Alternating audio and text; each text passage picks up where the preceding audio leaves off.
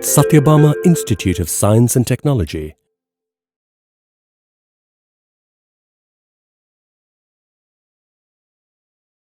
Hi everyone, this is Dr. Mallika, Assistant Professor, Department of Mathematics, Satyabama Institute of Science and Technology.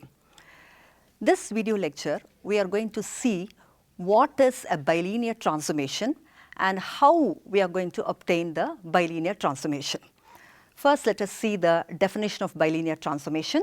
A transformation of the form W equals AZ plus B by CZ plus D, where A, B, C, D are complex constants and AD minus BC not equal to 0 is called a bilinear transformation. So, why do we call this as a bilinear transformation is, here this transformation is linear in two variables Z as well as W. That is why it is known as bilinear transformation. As well as this transformation is fraction of two linear transformations AZ plus B and CZ plus D, and hence it is also known as linear fractional transformation. And this transformation is first studied by the German mathematician Mobius, and hence this transformation is known as Mobius transformation. In this, the condition AD minus BC not equal to 0 is essential, because if AD minus BC becomes 0, then the transformation W equals AZ plus B by CZ plus D becomes a constant, which is not possible. Therefore, the condition AD minus BC not equal to 0 is very, very important. In order to find out, so we have seen the definition of bilinear transformation. Next, we will move on to the topic where we are going to see how we are going to find the bilinear transformation whenever Z points are given. For finding the bilinear transformation, a main concept is used, and that concept is known as cross ratio. So, what is a cross ratio? If Z1, Z2, Z3, Z4 are any 4 points, then the cross ratio of these 4 points is given by Z1 minus Z2 into Z3 minus Z4 divided by Z2 minus Z3 into Z4 minus Z1. And an important property of bilinear transformation is that it preserves cross ratio of 4 points. So, what do we mean by that? The cross ratio of Z values and the cross ratio of the corresponding image values, namely W1, W2, W3, W4, they are equal. That is W1 minus W2 into W3 minus W4 divided by W2 minus W3 into W4 minus W1 equals Z1 minus Z2 into Z3 minus Z4 by Z2 minus Z3 into Z4 minus Z1. So, this is the property we are going to make use of in order to find the bilinear transformation whenever Z points are given. So, that is our next result, which says a bilinear transformation which maps the points Z1, Z2, Z3 into the points W1, W2, W3 is given by W minus W1 into W2 minus W3 by W1 minus W2 into W3 minus W equals Z minus Z1 into Z2 minus Z3 divided by Z1 minus Z2 into Z3 minus Z. Actually, we have got this result by substituting your W4 as W and Z4 as Z. That is how we got this formula. So, with the help of this formula, we can always find a bilinear transformation whenever 3 Z points and the corresponding image points, namely W1, W2, W3 are given.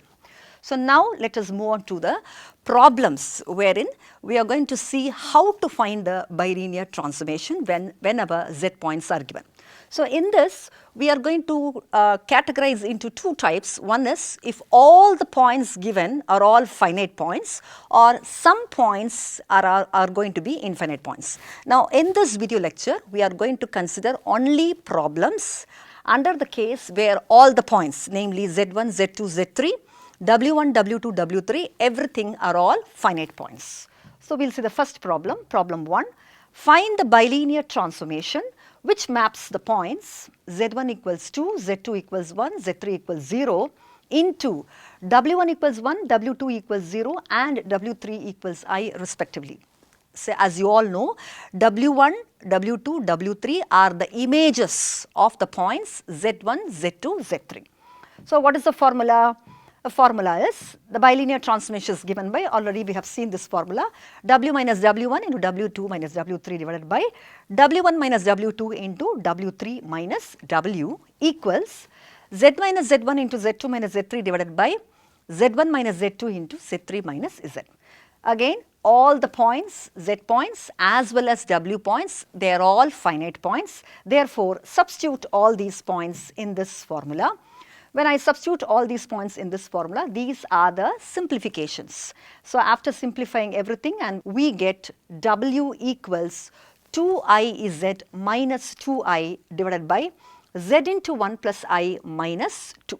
So, here we see to it that we give the final answer for w in the form az plus b by cz plus d, where in this case my a is 2I, b is minus 2I, c is 1 plus I and d is minus 2. So, that ABCD can be complex or it can also be real constants. Now, problem number 2, same way. Find the bilinear transformation which maps the points z1 equals 1, z2 equals minus I, z3 equals 2 into w1 equals 0, w2 equal to 2 and w3 equals minus I respectively. So, the procedure is exactly similar to what we have seen in the last problem. Write the formula for the bilinear transformation which is given by w minus w1 into w2 minus w3 by w1 minus w2 into w3 minus w equals z minus z1 into z2 minus z3 by z1 minus z2 into z3 minus z. Again, same argument, all the points involved here are all finite points. So, substitute all the points. When I substitute all the points, cross multiply and then simplify. When you do that, you will be getting the final answer as w equals minus 2z into 1 minus 2I plus 2 into 1 minus 2I divided by z into I minus 3 plus 2 into 1 minus 2I. Again, as I told you, your final answer w should be in the form az plus b by cz plus d. Now, this can be verified whether the transformation is correct or not by substituting all the 3 points of z in this transformation and see whether you are getting the values of w. One more problem, problem number 3.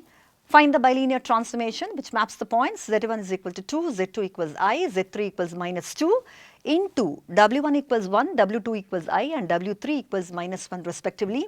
Same procedure, you have to write the formula for the bilinear transformation which transforms z into w and substitute all those points because all are going to be finite points only. When you substitute all those points and then when you cross multiply and simplify, try to express w in terms of z, we will be getting the final transformation w equals 3z plus 2I divided by iz plus 6. So far in this video lecture, what we have seen is we have defined what is a bilinear transformation and then we have also seen how to obtain or how to find the bilinear transformation when z points and the corresponding image points are given. And in this video lecture, we have discussed only the case of type 1. Type 1 in the sense finite points, that is if all the z values and all the w values are finite points, then how to find the bilinear transformation is what we have seen in this video lecture. In the next video lecture, we will be seeing how to find the bilinear transformation when infinite points are also involved. That is, I can have infinity as one of the points in z values or I can have infinity as one of the points in the w values and other types of problems involving bilinear transformation. So, that will be discussing in the next video lecture. Thanks for watching.